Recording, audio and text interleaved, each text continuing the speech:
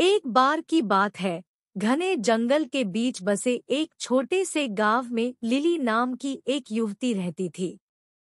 वह अपनी दयालुता और छोटे बड़े सभी प्राणियों के प्रति अपने प्रेम के लिए जानी जाती थी। उसने अपना अधिकांश समय जंगल में भटकने, उसके रहस्यों को जानने और प्रकृति की सुंदरता को निहारने में बिताया।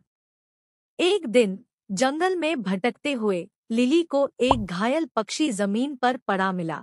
उसने सावधानी से उसे उठाया और वापस अपनी कुटिया में ले गई। उसने चिड़िया के घावों की मरहम पट्टी की और उसकी देखभाल कर उसे फिर से स्वस्थ कर दिया। दिन हफ्तों में बदल गए और पक्षी लिली की देखरेख में मजबूत और मजबूत होता गया।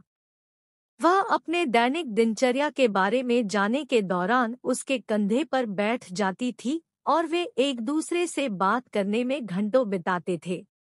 एक दिन चिड़िया ने लिली से साफ और स्पष्ट आवाज में बात की।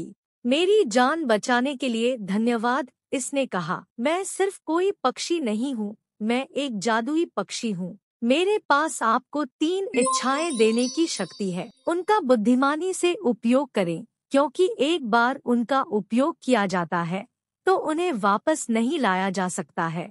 लिली चकित और प्रसन्न थी। उसने लंबे समय तक और कठिन सोचा कि उसे क्या चाहिए। अंत में उसने अपनी पहली इच्छा की। मैं अपने गांव के लिए भरपूर फसल की कामना करती हूँ, ताकि कोई भी भूखा न रहे। अगले ही दिन गांव के चारों ओर के खेत भरपूर फसल से लहलहा उठे। लिली की दयालुता के लिए ग्रामीण चकित और आभारी थे।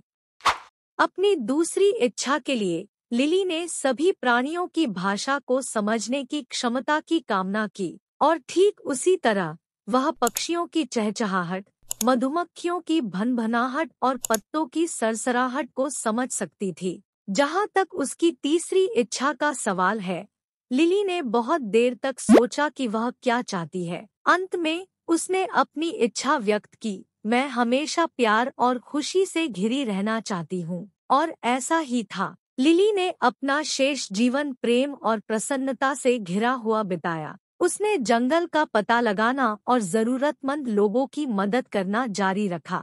और यद्यपि उसने कभी कोई दूसरी इच्छा नहीं की, वह जानती थी कि जादुई चिड़िया हमेशा उस पर नजर रख रही थी, उसकी इच्छाओं को पूरा करने के लिए तैयार थी, अगर उसे उनकी आवश्यकता थी।